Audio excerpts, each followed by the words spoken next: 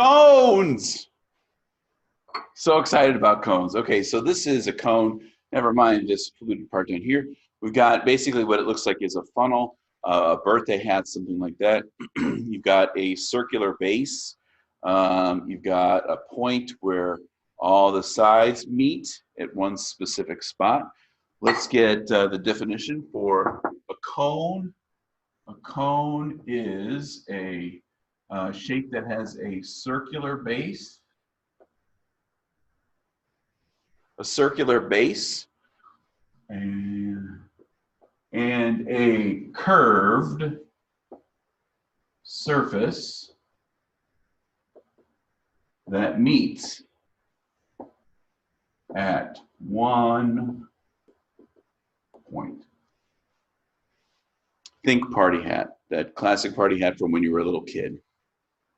All right, so cones have interesting relationships with cylinders. So when we talk about the volume of a cone, a cylinder has a volume formula that is pi r squared times the distance between the bases, or the height. A cone, on the other hand, though, the volume for a cone is 1/3 the size of that cylinder. So we have this for our cylinder formula. If this is 1/3 the size of this, that volume is 1/3 pi r squared times the height. Now when we talk about height though, now we're not talking about the distance between bases, we're talking about the distance between the base and that point. So let's draw a cone right now. And what I'm going to start with is just the legs. All right. Then I'm going to put a half circle on the front, a dotted line on the back. Now, our representation isn't a circle. It looks like an oval in 2 dimensions, but to give it the 3-dimensional effect, I draw it sort of like that. And then we need to add the height. Now, I don't want to get the height wrong. Let me get my handy dandy straight edge and do that as best I can. So that's the height. So when we talk about height, height is that distance from the base to that peak. Okay, and then radius is in here too. So here's our radius. All right, let's try a couple of these. All right, we're going to do 3 examples here. First example, and we're going to draw each of these. So here we go. This is don't judge yourself. Give yourself a chance here. So there's my 2 legs, my dots in the back. Here's my height and my radius. Now the first one we're going to do is going to have a radius of 24. Let's try this one, and a height of 43. Let's do feet here. Now let's remind ourselves what that formula is. The formula is the volume of a cone equals 1/3 pi r squared times the height. And now all we're going to do is just take the pieces and put them in. So then I got the volume of this cone is equal to 1/3 times pi times 24 squared times 43. And then the volume of this cone, now I'm using some subscript here. I'm putting that little bitty cone right next to the volume so that you remember that it's volume. And then I'm going to get my handy dandy and I'm going to put this in. So on my calculator, I have a slash button. So I have 1/3. That puts my 1/3 in there. Let me see if I can put that on there. Ooh, so close. There it is, right? You could also do 1 divided by 3 to start. That's perfectly fine.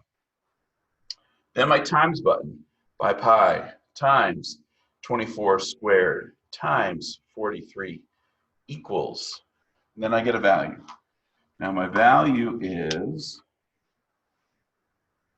25936.98.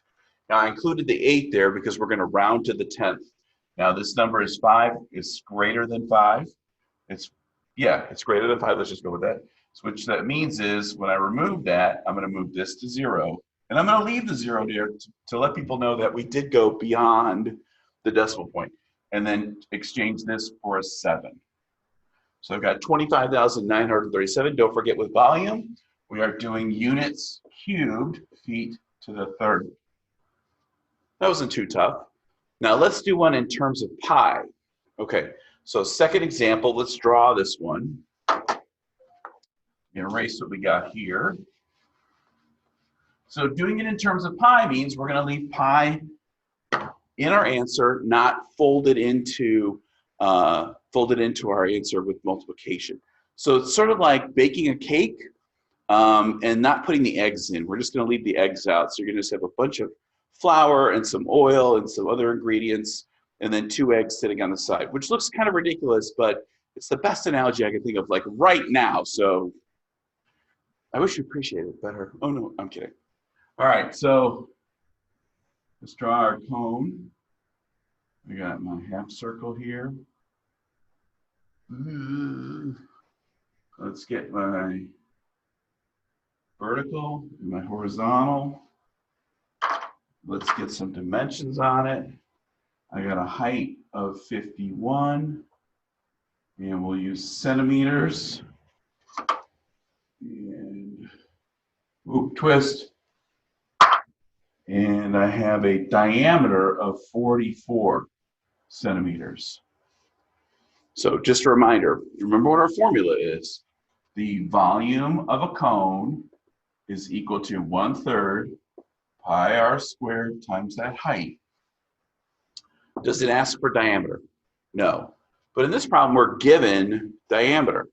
So what we know about diameter is that diameter is equal to 2 radii.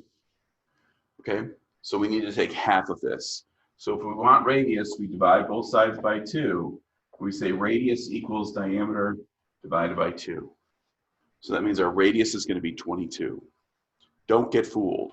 That's the #1 thing that causes kids to make these mistakes, is not recognizing that you're given the diameter instead of the radius. So that means we have the volume of a cone, not a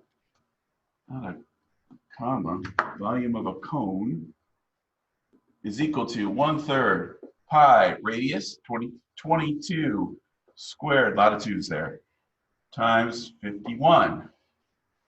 Get my handy dandy. You tried there at home. So I have 1/3 times pi times 2 squared, 2 being 22, times 51 equals, and then I get 2,584,9.02. I'm going to round to the nearest tenth, so I put the hundredths place on here. I take a look. This is less than 5, so I'm going to just take that off. But I'm going to leave the 0 to let the person who sees this, the mathematician who views it, know that there was something beyond there. It didn't just work out to a whole number. And then let's add our units of centimeters cubed. Not too tough. So let's put a twist on it now. Let's go from back to front, and we'll try one more example. This example, though, is going to give us a different criteria. Previously, we've gotten a shape, and that shape has shown us exactly the dimensions that we need. Now we're going to get something different. So based on this, what we're going to get is we have the volume of a cone is equal to 90, how many centimeters again? Centimeters cubed. And the height is equal to 12 centimeters.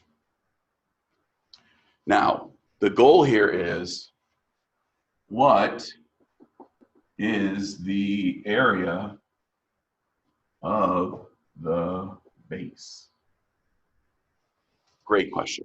Okay, so always, when we're working on problems like this, formula matters so much. So let's look at that formula again. We've got volume equals 1/3 pi r squared times the height. Now, just a reminder, you might not remember this. You remember what this is? Pi r squared. Do you remember what that is? Pi r squared